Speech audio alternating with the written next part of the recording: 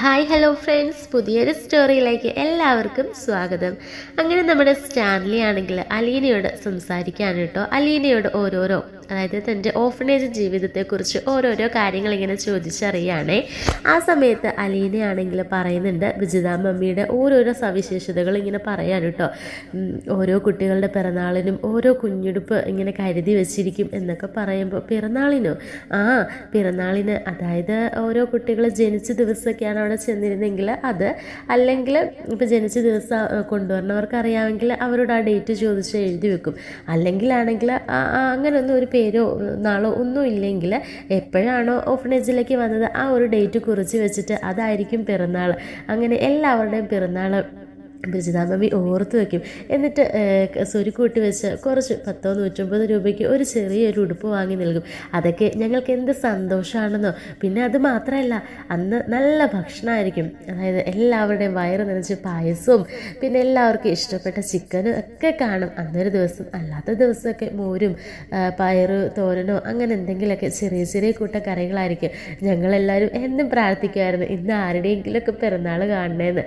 ചിലപ്പോൾ അതിരാവിലെ തന്നെ മമ്മിയോട് പോയി ചോദിക്കും ഇന്ന് ആരുടെയെങ്കിലും പിറന്നാളുണ്ടോ എന്നൊക്കെ. ഇതൊക്കെ കേൾക്കുമ്പോൾ സ്റ്റാൻലിക്ക് വല്ലാത്ത പ്രയാസം വരികയാണ്.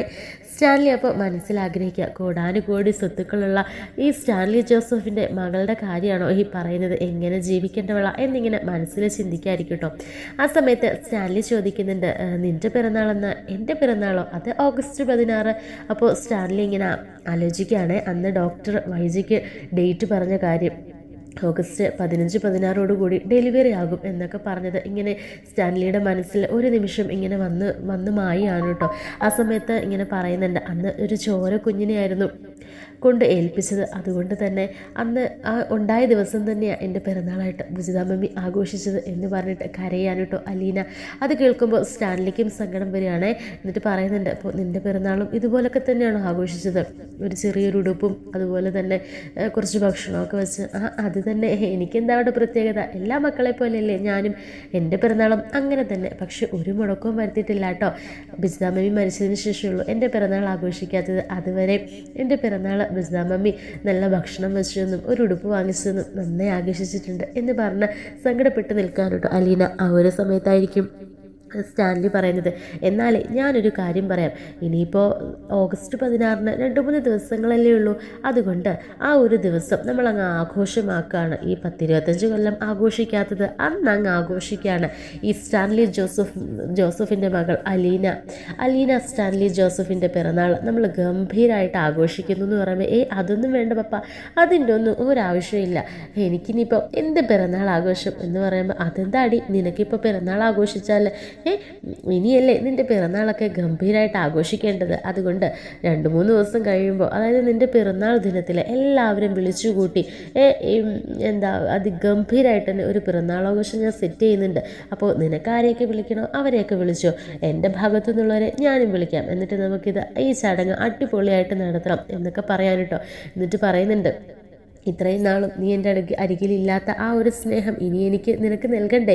അത്രയും സ്നേഹം എൻ്റെ കയ്യിൽ സ്റ്റോക്ക് ഇരിക്കുകയല്ലേ എന്നൊക്കെ പറയുമ്പോൾ അത് കേൾക്കുമ്പോൾ അലീനയ്ക്ക് ഒരുപാട് സന്തോഷമാകാണ്. അലീന പറഞ്ഞത് പപ്പ, ഞാൻ രേവതിക്കുട്ടീനെയും രേസാമേനെയും മാമച്ചനെയും പിന്നെ കുളത്തുപുഴയിൽ അവരെയും കൂടെ വിളിക്കാം, അച്ഛനെയും പിള്ളേരെയും വിളിക്കാം എന്ന് പറയുമ്പോഴത്തേക്കിനും അത് വേണ്ടല്ലേ, അവരെ വിളിക്കുമ്പോൾ ഇനി അമ്മയും അറിയില്ലേ എന്ന് പറയുമ്പം അമ്മേനെ ഇപ്പോൾ വിളിക്കേണ്ട കാര്യമില്ലല്ലോ, അല്ലെങ്കിൽ തന്നെ അവളിപ്പോൾ നിൻ്റെ പിറന്നാളെന്ന് പറഞ്ഞ് ഇങ്ങോട്ട് വരികയാണോ? അതല്ല, ഇനി പിള്ളേരൊക്കെ ഇവിടെ വരുമ്പോൾ അമ്മയെങ്ങാനും അറിഞ്ഞാലോ ഞാൻ ഇവിടെയാണ് എന്നുള്ള കാര്യം? അതൊന്നും ആരും പറയാൻ പോകുന്നില്ല. പിള്ളേർക്കൊക്കെ നീ ഇവിടെയാണെന്നുള്ള കാര്യം അവളോട് പറയേണ്ട ഒരു കാര്യമില്ലല്ലോ. പിന്നെ വൈജ ഇവിടെ വരാതിരിക്കുക നല്ലത്. വൈജ ഒട്ട് വരില്ല. നിന്നോടുള്ള ദേഷ്യവും ഇതൊക്കെ അവളുടെ മനസ്സിലുള്ളത് കൊണ്ട് തന്നെ വൈജ ഇങ്ങോട്ടേക്കൊന്നും വരില്ല. നീ അതൊന്നും ഓർത്ത് ടെൻഷൻ അടിക്കണ്ട, നീ ബാക്കിയുള്ളവരെയൊക്കെ വിളിച്ചു എന്ന് പറയാൻ കേട്ടോ. ആ സമയത്ത് എന്നാൽ ഞാൻ അവരെയൊക്കെ വിളിക്കാവേ, മനുവേട്ടനെ അവരെല്ലാം കൂടെ വിളിക്കാവേ, ബാക്കി ആരും എൻ്റെ ഈ ഒരു പിറന്നാൾ ആഘോഷത്തിനൊന്നും വരില്ലല്ലോ, അപ്പോൾ വരുന്നവരെ ഞാനെന്നാൽ വിളിക്കാം എന്ന് പറയുമ്പം സ്റ്റാൻലി പറയുന്നുണ്ട്, എന്നാൽ ബാക്കിയുള്ളവരെയൊക്കെ ഞാനും വിളിക്കാം, എന്നാലേ കാര്യങ്ങളൊക്കെ ഷടപടയെന്നാവട്ടെ, ഇനി 2-3 ദിവസങ്ങൾ കൂടിയല്ലേ ഉള്ളൂ എന്ന് പറയാൻ കേട്ടോ. അങ്ങനെ അലീനയാണെങ്കിൽ മനുവിനെ വിളിച്ചിട്ട് കാര്യങ്ങൾ പറയാൻ കേട്ടോ. മനുവേട്ടാ, ഓഗസ്റ്റ് 16 എൻ്റെ പിറന്നാളാണ് കേട്ടോ.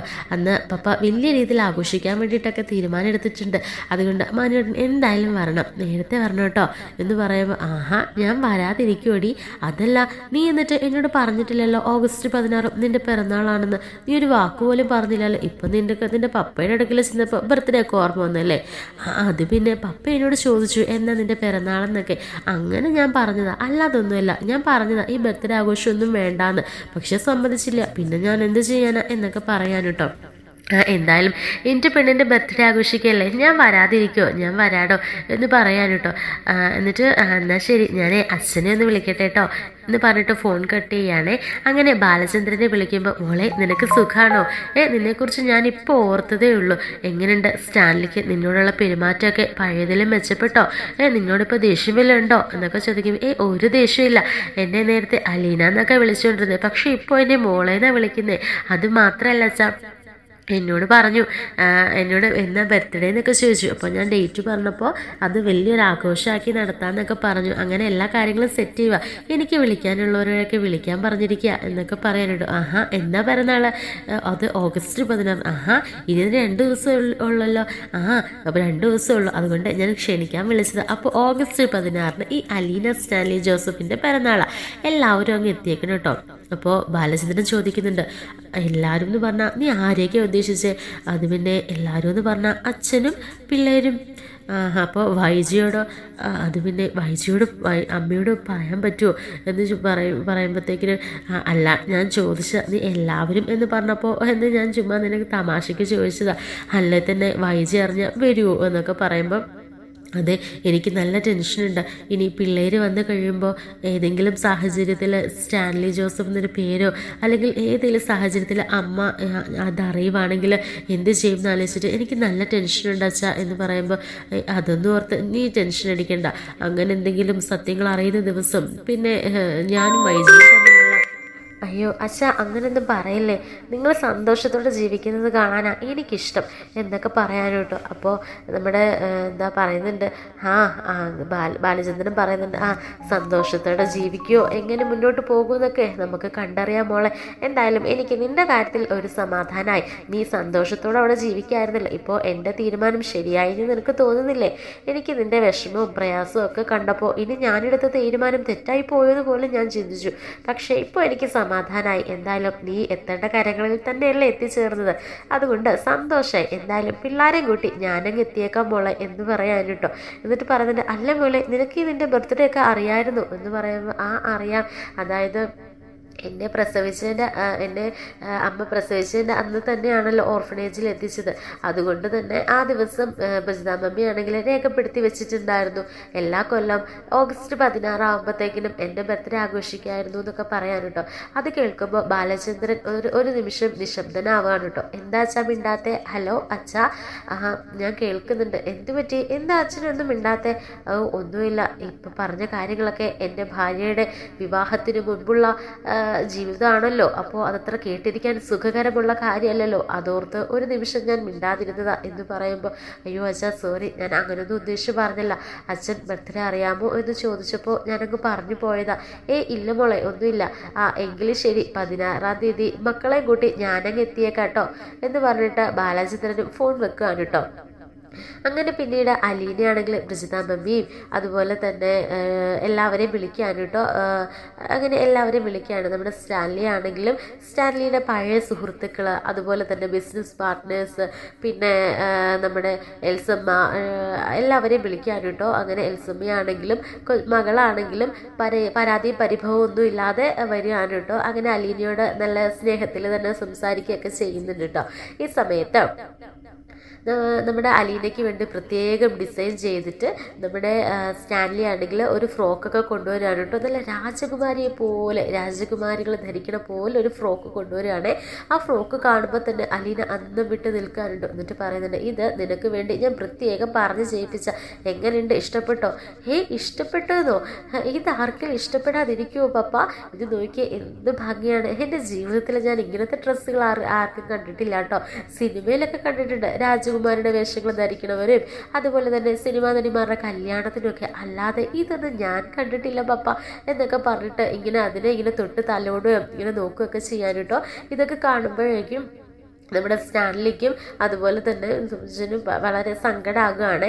പിന്നീട് നമ്മുടെ സ്റ്റാൻലി ആണെങ്കിൽ പറയുന്നുണ്ട്, അപ്പോൾ നാളെ ഈ ഡ്രസ്സ് ഇട്ട് വേണം നീ വരാൻ. അത് മാത്രമല്ല കുറേ ഇതിന് മാച്ചിങ് ആയിട്ടുള്ള ഓർണമെൻറ്റ്സോ കാര്യങ്ങളോ ഒക്കെ എന്തൊക്കെയൊക്കെയോ ആ പെട്ടിയിലൊക്കെ ഇരിപ്പുണ്ട്. അപ്പോൾ എന്താണെന്നൊക്കെ വെച്ചാൽ നീ അതൊക്കെ നോക്കിക്കണം. പിന്നെ നിനക്ക് നാളെ റെഡിയാകാൻ വേണ്ടി ഞാനൊരു ബ്യൂട്ടീഷ്യനെ അറേഞ്ച് ചെയ്തിട്ടുണ്ട്, അവർക്ക് നിൻ്റെ നമ്പറും കൊടുത്തിട്ടുണ്ട് കേട്ടോ എന്നൊക്കെ പറയാൻ കേട്ടോ. ഇതൊക്കെ കേൾക്കുമ്പോൾ അലീനയ്ക്ക് ഒരുപാട് സന്തോഷമാകാണ്.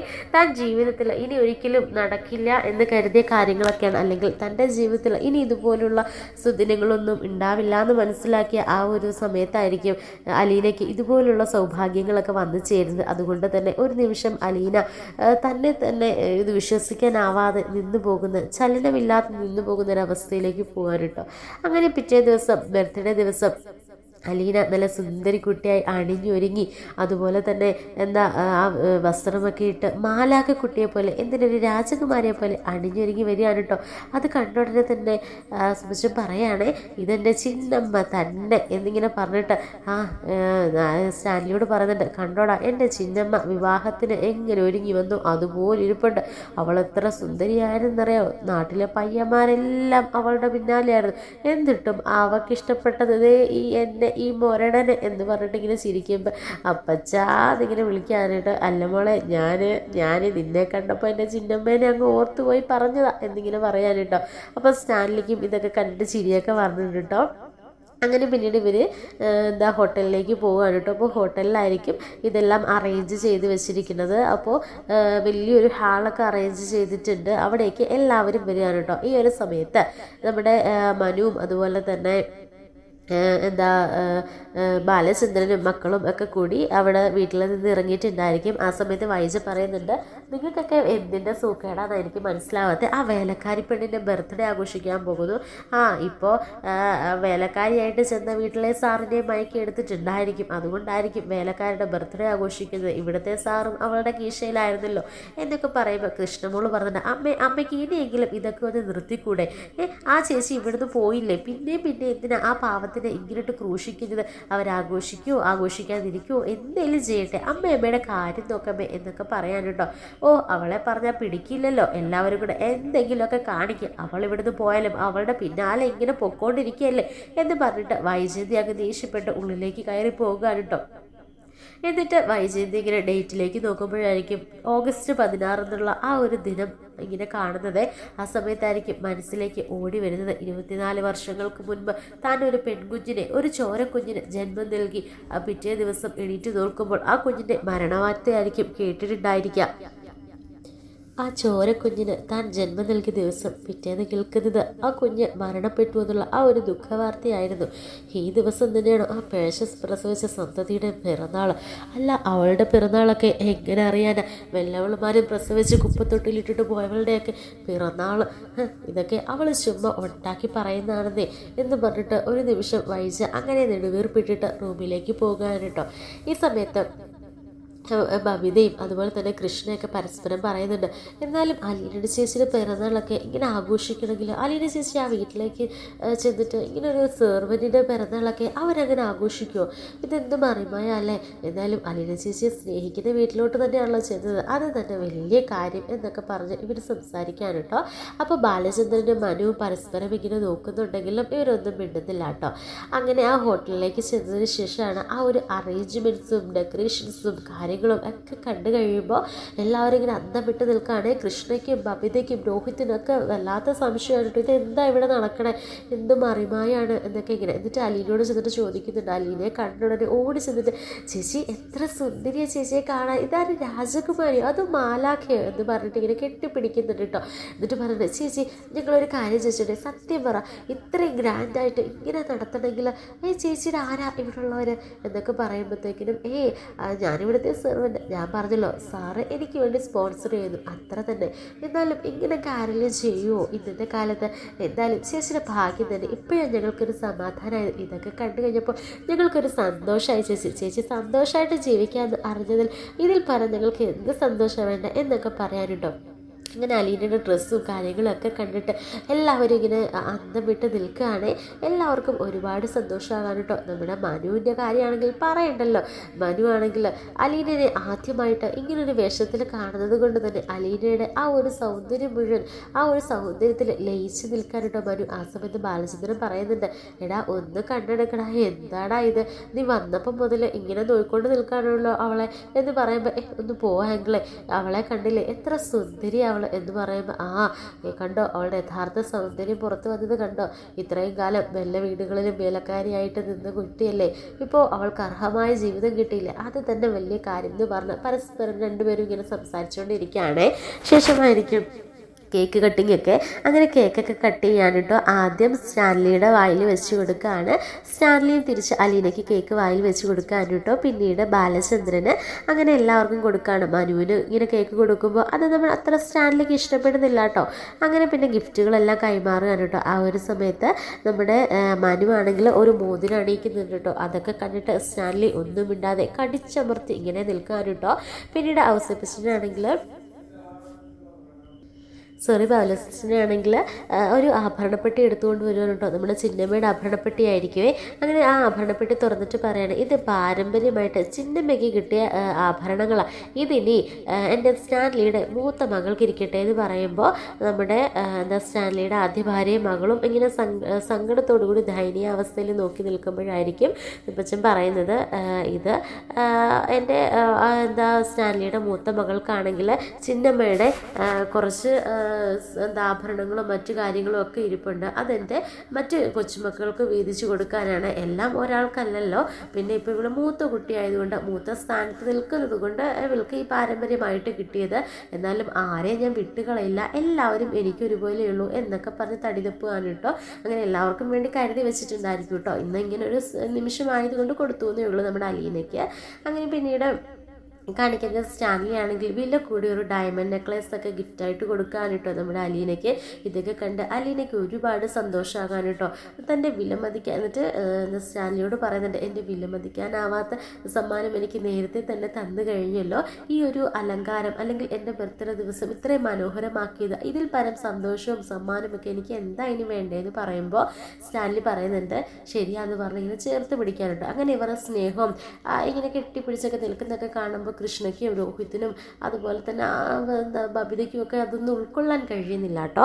ആ സമയത്തായിരിക്കും സ്റ്റാൻലി പറയുന്നത്, ladies and gentleman please listen, എല്ലാവരും ഒന്ന് നോക്കിക്കേ, ഇനിയിപ്പോൾ ഞാൻ റിവീൽ ചെയ്യുന്നത് മറ്റൊരു പ്രധാനപ്പെട്ട കാര്യമാണ്. ഈ ബർത്ത്ഡേ ആഘോഷത്തിലൂടെ തന്നെ ഞാൻ എൻ്റെ ഒരു എൻ്റെ കൂട്ടത്തിലുള്ള ഒരു പുതിയ ആളെ ഇൻട്രൊഡ്യൂസ് ചെയ്യാൻ വേണ്ടിയിട്ട് കൂടിയാണ് ഞാൻ ഈ ബർത്ത്ഡേ ആഘോഷം നടത്തിയതെന്നൊക്കെ പറഞ്ഞിട്ട് സ്റ്റാൻലി പറയുന്നുണ്ട്. എനിക്ക് എൻ്റെ മൂത്ത കുട്ടിയാണ് അലീന. എനിക്ക് 24 വർഷങ്ങൾക്ക് മുൻപ് എനിക്ക് പിറന്ന എൻ്റെ കുട്ടി. പക്ഷേ ചില ഫാമിലി ഇഷ്യൂസ് ഒക്കെ കാരണം ചില പ്രശ്നങ്ങളും അങ്ങനെ കുറച്ച് കാര്യങ്ങളൊക്കെ ഉണ്ട്. ആ ഒരു ഭൂതകാലത്തിലേക്ക് ഞാൻ പോകുന്നില്ല. എങ്കിലും എനിക്ക് നഷ്ടപ്പെട്ടു എന്ന് കരുതിയ എൻ്റെ മകൾ 24 വർഷങ്ങൾക്ക് ശേഷം എന്നെ തേടി എത്തിയിരിക്കുകയാണ്. ഇനി ഇവൾ എൻ്റെ മരണം വരെ എൻ്റെ കൂടെ ഉണ്ടാകും. അതുകൊണ്ട് തന്നെ എൻ്റെ കയ്യിൽ കിട്ടിയതിന് ശേഷമുള്ള ആദ്യ പിറന്നാളാണ്. അങ്ങനെ എന്ന് പറഞ്ഞിട്ട് എൻ്റെ മകളാണെന്ന് പറഞ്ഞ് എല്ലാവർക്കും മുൻപിൽ ഇൻട്രൊഡ്യൂസ് ചെയ്യാനിട്ടോ അലീനയെ. ആ ഒരു നിമിഷം എല്ലാവരും അറിയാനിട്ടോ ഇത് സ്റ്റാൻലി ജോസഫിൻ്റെ മകളാണ്, അലീന സ്റ്റാൻലി ജോസഫ് ആണെന്ന് തിരിച്ചറിയാനിട്ടോ. അങ്ങനെ ബബിതയും കൃഷ്ണയും രോഹിത്തും ഒക്കെ അന്തം വിട്ട് നിൽക്കാനിട്ടോ. എന്നിട്ട് ഓടി ചെന്ന് അലീനയോട് പറയുന്നുണ്ട്, ചേച്ചിക്ക് ഒരു വാക്ക് ഞങ്ങളോട് പറയാനല്ലേ, ചേച്ചിയുടെ അച്ഛൻ്റെ അടുക്കൽ തന്നെ ചേച്ചി വന്നതെന്ന്, ഇത്രയും കോടീശ്വരനായ ആളായിരുന്നു ചേച്ചിയുടെ അച്ഛൻ, എന്നിട്ടാണോ ചേച്ചി ഇങ്ങനെ ജീവിച്ചതെന്നൊക്കെ പറയുമ്പോൾ അതൊക്കെ വിധിയല്ലേ, അതൊക്കെ ദൈവത്തിൻ്റെ ഒരു കളിയാട്ടല്ലേ, എന്തായാലും ദൈവം തിരിച്ച് എന്നെ അവിടെ തന്നെ എത്തിച്ചില്ലേ, അത് തന്നെ വലിയ കാര്യമല്ലേ മോളെ എന്നൊക്കെ പറയാൻ കേട്ടോ. അങ്ങനെ എല്ലാവരും അവിടെ നിന്നും ഇറങ്ങുകയാണേ. ഒരു സമയത്ത് എല്ലാവരും പരസ്പരം ചർച്ച ചെയ്യാൻ കേട്ടോ. അതായത് മനുവും ബാലചന്ദ്രനും പറയണം, എന്തായാലും അലീനയോട് അയാൾക്ക് നല്ല സ്നേഹമുണ്ട്, ആദ്യം കണ്ട പോലെ ആ ഒരു ക്രൂര സ്വഭാവമൊന്നും അല്ല, അതുകൊണ്ട് തന്നെ ഒരു സമാധാനം എന്ന് പറയുമ്പോൾ കൃഷ്ണ പറയുന്നുണ്ട്, ആഹാ അപ്പം നിങ്ങൾക്കൂടെ അറിയാഞ്ഞിട്ടായിരുന്നല്ലേ നിങ്ങൾ ഞങ്ങളോടൊരു വാക്ക് പോലും പറയാഞ്ഞത്, ഞങ്ങളറിഞ്ഞാൽ എന്ത് സംഭവിച്ചേനെ, ഞങ്ങൾക്ക് സന്തോഷമല്ലേ ഉള്ളായിരുന്നു, അല്ലെങ്കിൽ തന്നെ ഒന്ന് ആലോചിച്ച് നോക്കിയാൽ രണ്ടാണുങ്ങളുള്ള വീട്ടിൽ ഒറ്റയ്ക്ക് താമസിക്കാൻ പോകാമെന്ന് പറഞ്ഞപ്പോൾ ഞങ്ങൾക്ക് എന്ത് ഭയമായിരുന്നു, ഇപ്പം ഞങ്ങൾക്ക് സമാധാനമായി, എന്നാലും നിങ്ങൾ ഞങ്ങളോടൊരു വാക്ക് പറഞ്ഞില്ലല്ലോ എന്ന് പറയുമ്പോൾ ബാലചന്ദ്രൻ പറയുന്നുണ്ട്, മനു പറയുന്നുണ്ട്, അല്ല നിങ്ങളോടത് പറഞ്ഞിരുന്നെങ്കിൽ നിങ്ങൾ വഴി എങ്ങാനും വൈജയാൻ്റി അറിഞ്ഞിരുന്നെങ്കിൽ പിന്നെ വൈജയാൻ്റി വന്ന് ഇവിടെ വന്ന് എന്തെങ്കിലും പ്രശ്നം ഉണ്ടാക്കുമോ ഒക്കെ ചെയ്യുമെന്ന് ഓർത്തിട്ടാണ് ഒന്നും പറയാഞ്ഞത്. അതുമാത്രമല്ല അലീന തൻ്റെ സ്വന്തം അച്ഛൻ്റെ അടുക്കിലേക്ക് അല്ലെങ്കിൽ അച്ഛനൊരു കോടീശ്വരനെന്നൊക്കെ അറിഞ്ഞു കഴിഞ്ഞാൽ വൈജയാൻ്റിയുടെ സമനില തന്നെ തെറ്റിപ്പം, അവളെ നന്നായിട്ട് ജീവിക്കാമെന്ന് അറിഞ്ഞാൽ, അതുകൊണ്ടാണ് പിന്നെ ഒന്നും പറയാഞ്ഞത്, അവിടെയും സെർവൻ്റായിട്ട് പോയി എന്ന് അറിഞ്ഞു കഴിഞ്ഞാൽ പിന്നെ പ്രശ്നമില്ലല്ലോ എന്നൊക്കെ പറയാൻ കേട്ടോ. അതേതായാലും ശരിയാ എന്നിങ്ങനെ പറയാണ് നമ്മുടെ കുട്ടികളുമേ.